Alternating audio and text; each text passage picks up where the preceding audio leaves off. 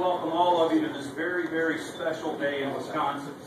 Because today really is a victory for the fundamental, God-given individual right of self-defense. And there's some people and some of our opponents, like the former governor, who simply don't believe in the right of self-defense. In their world, it would just simply be a hope for the best mentality. But here's the reality. The FBI reports that there are 14,000 violent crimes against honest Wisconsin people every year. 14,000. Folks, no politician, and certainly no anti-Second Amendment political group, has the right to tell honest people whether or not they have a right to defend themselves. It's taken 10 years of a lot of hard work from a lot of people. I know there's a lot of legislators in this room who have been helpful over the years. And I want to recognize just a few, because today Wisconsin has become the 49th state that has some form of permit process. So I'd like to take the time and recognize just a few people who have stood up even in the face of extreme adversity. State Senator David Zine.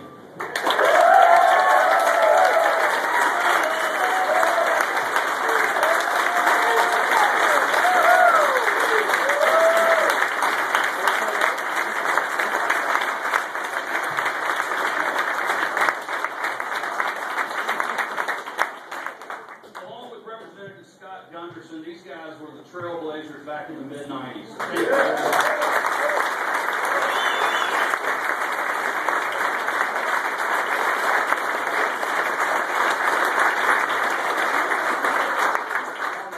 Assembly Majority Leader Scott Suter, another pioneer.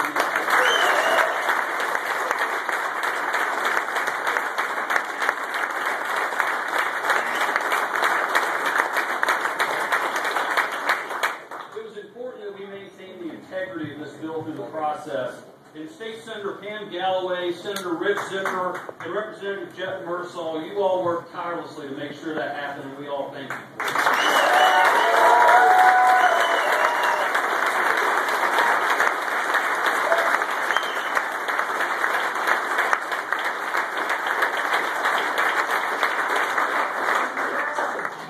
Association, Y Force, did a phenomenal job keeping people involved, educated, and letting people know where we were in the process as this bill moved through the legislative arena. So we appreciate all the work at Y Force. Buster Bachhuber, I don't know where Buster is. Buster is a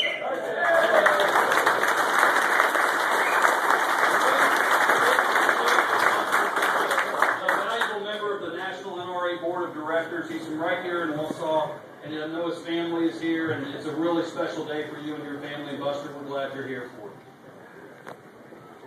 Also with us today is another really special person to this family and this cause, and that's Teresa Sweet and her family. Teresa,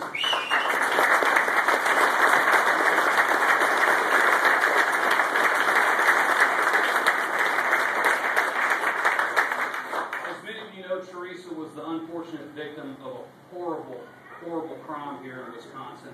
And her desire to make sure that no woman ever suffered the way she suffered went a long way in her perseverance and her dedication to this issue. We're proud to be here with you, and we're proud for everything you stood for. Thank you, Teresa.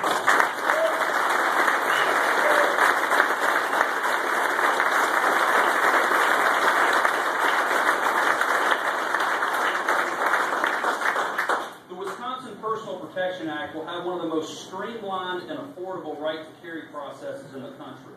It allows law-abiding people to defend themselves while engaged in virtually all of their daily activities, including going to and from work. It also contains an emergency licensing process for victims who may find themselves in immediate danger. And it provides a 90-day grace period for active duty military personnel whose licenses expire while they're deployed overseas. This bill that's about to be signed into law, it's going to be signed by a true Second Amendment champion. We're going to talk about him in a little bit. But today is a great day for freedom, and it's a great day for Wisconsin gun owners. And with that, I'd like to introduce the Second Amendment's greatest champion on the planet. Wayne LaPierre has served as the CEO of the National Rifle Association since 1991. And over the past 20 years, we've reached unprecedented success from a membership standpoint and from our political strength. Please join me in welcoming my friend, my boss, a true patriot, and the husband of a Wisconsin girl, Wayne LaPierre.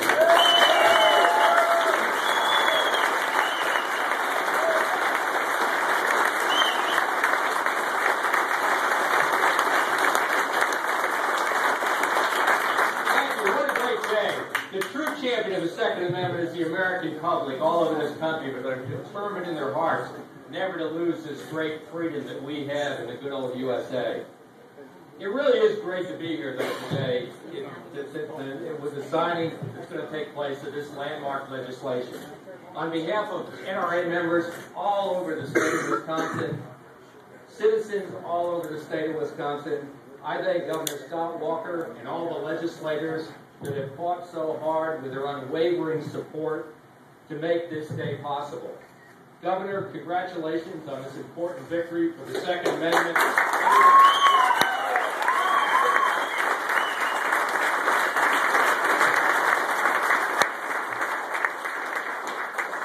What the governor is signing today is more critical to our freedoms than ever before in this country. The right to carry is the keystone of the Second Amendment. Law-abiding citizens in this country every single day wake up and they face danger. Everyday victims out there are murdered, beaten, robbed, and raped every single day in this country. All too commonly, it's ignored, and all too commonly, it's quickly forgotten. A lot of the political elites, they simply deny it. Most of the media, they either ignore it, or they do a one-day mention of it, and then they go on in their lives. But we all, as citizens, face that harsh reality every single day. More than 25,000 violent crimes are committed every week in this country, according to FBI statistics. During a typical week, 300 Americans are murdered, 7,800 of us are robbed, 15,000 of our neighbors are violently assaulted, and 1,700 American women and girls are raped. Statistics are just staggering, but they aren't just numbers.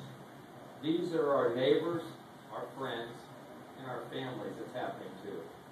They're the innocent victims of senseless violence. And it's getting worse. As violent drug cartels continue to infiltrate and invade our communities, there's no substitute on earth for the right to own a firearm to protect your life and your family. That's what it all boils down to. Government can't protect us. The right to carry is the difference between no chance and a fighting chance.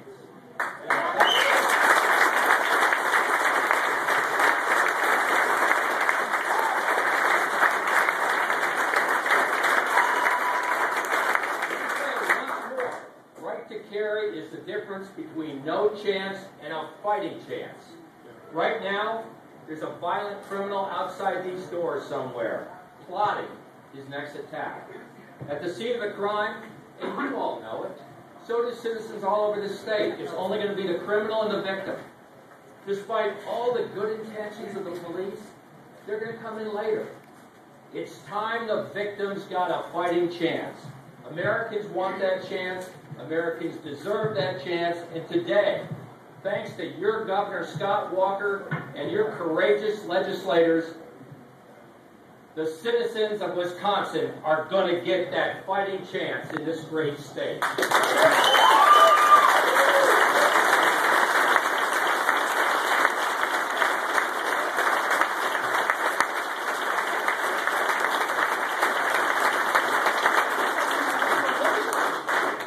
We're proud to be joined today by your Governor Scott Walker.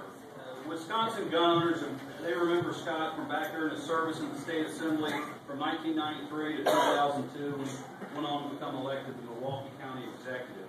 Throughout his service, Scott has always stood steadfast for Wisconsin gun owners. And after suffering under anti-freedom governors like Jim Doyle, we all were thrilled when Scott decided to run for office. The thought of another anti-gun governor in Tom Barrett only made the race that much more important. Scott Walker always worked hard for Wisconsin gun owners, and in his race, Wisconsin gun owners worked hard for Scott Walker. Since being elected, and this isn't just in Wisconsin, this is across the country, Scott Walker's shown the kind of political courage that you rarely see in politics these days. He says what he means, and he means what he says, and that's really something special. So we're honored to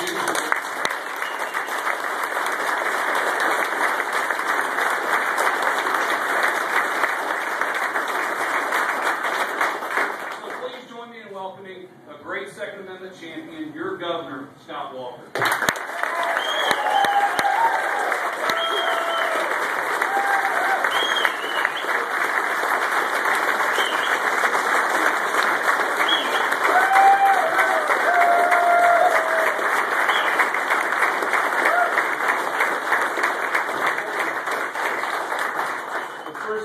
To Chris, to Wayne, to David for coming in.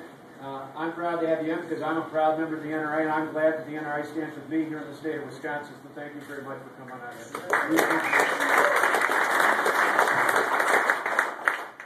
And Chris and Wayne did a great job of talking about the folks. I'm not going to go through the whole list, but I want to just in general give some thanks to all of you for being here, and in particular to some of the folks that were mentioned. But I particularly want to thank the two authors of this bill in the legislature.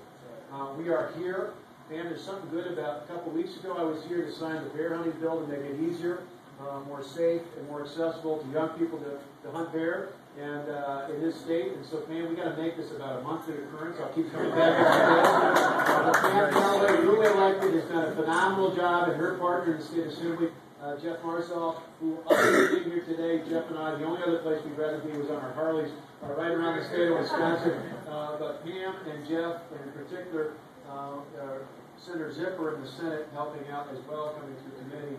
You've got a great team of lawmakers. This is a great example.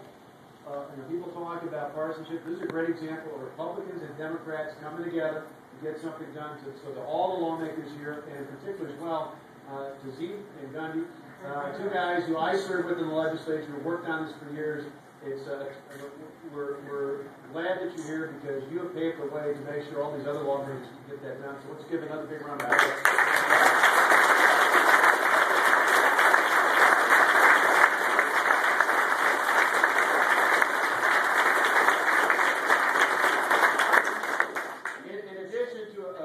Set of lawmakers from across the state here. I also want to acknowledge we've got two sheriffs here from Florence and from Iowa County. We appreciate you coming on up.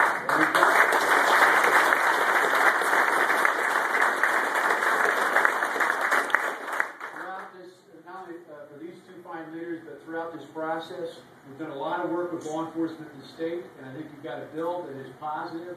That's one we're going to work together with, and we're ultimately going to make sure that the people who are getting cracked down in the state, or the people who are legally carrying firearms because they're illegal to have them in the first place, those are the people we need to clamp down on. That's exactly what this process has allowed us to go forward with. And to all the organizations, certainly from the NRA coming in here in the state, but from all the affiliates. You mentioned White Force. You talk about everything from Wisconsin Wildlife Federation to the Bear Hunters Association to all the other groups that have been a part of this. I think back when you did the introduction, I see Jim Findley years ago when I was first a candidate for the state assembly, checked me out and make sure I was all right on government rights, and I passed back then, and I'm still glad to pass today. But for all the tremendous advocates from across the state who've been fighting for years, thank you all for coming out and showing your support yet again today. For us, this is really about two key things. One I'm going to talk about in a second, but the other one we talk a lot, and I'm going to talk about freedom and about the Constitution. But the other key element here is, for years, we called this not just concealed carry, but the personal protection. And she was introduced, but I want to thank not only, I want to thank the whole Sweet family, actually, because they're all here together. I got to talk. They're going to go off. They're just deferring for a little bit their trip up to go camping. So I said the only more exciting being in a water park is heading out to go camping. I want to thank you. I want to thank your husband. I want to thank your kids for years. This is not just a recent occurrence. For many years of pointing out that this is about personal protection. This is about making sure there is no woman or man in this state, be they in a rural area, a suburban area, or an urban area.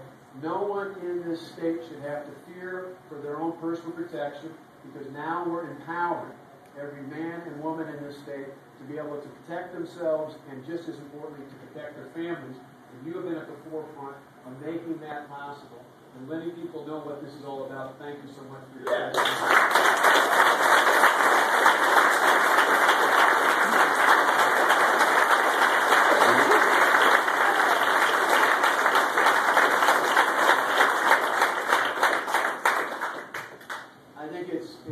We were talking about this before, but it's important to note, and I think you have to put a face on this, but if you look in the Senate, Republican and Democrat alike, there was no female member of the Senate that did not vote for the personal protection act.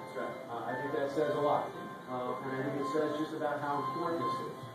So for us, this is about personal protection. The other part, and it's so appropriate we're signing today, because just a few days ago we celebrated the 235th anniversary of our Declaration of Independence here in the United States of America. And when you think about that, for more than 2 centuries, we have been about protecting the rights of every man, woman, and child in this country. Obviously, one of those rights is the right to carry, and the right that we reaffirm here in the state of Wisconsin. Now, it takes us a little bit longer than other states, although I'm happy to say once again we're not Illinois.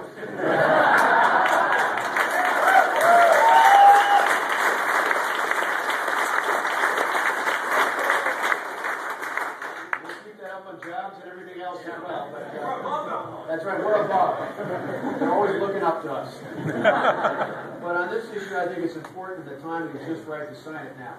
You know, we could have waited a week before, but we didn't want to get caught up in the budget and all the other attention. We thought, sign it this week, because this is the time when we thank God for those rights granted by our Creator, upheld by our Constitution, and protected every day by the men and women in uniform across the country and around the globe who ensure that we are able to uphold those freedoms here in these United States, and particularly in the state of Wisconsin. This is one more way that we affirm our freedoms. Again, freedoms not granted by the government, freedoms granted by our Creator, affirmed by our Constitution at both the federal and at the state level, and protected in pieces of legislation like this again today. Yeah.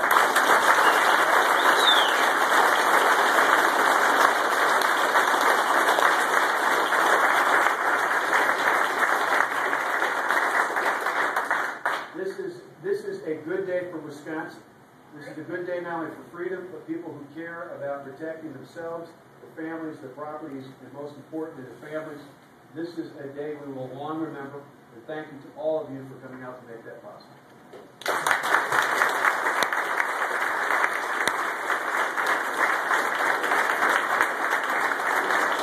Governor, thank you so much, and with that, I think there's only one thing left to do.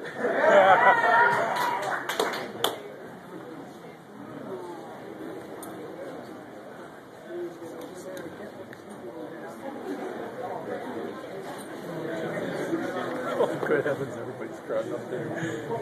Okay, so I guess it's time. TV cameras, please stay seated. Thank you.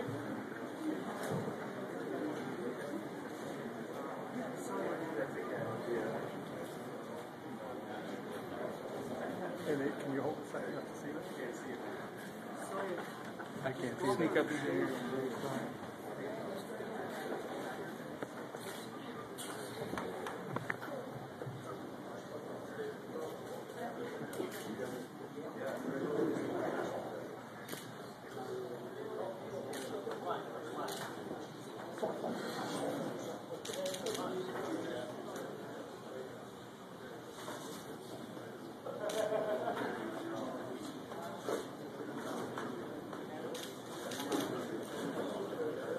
Thank you.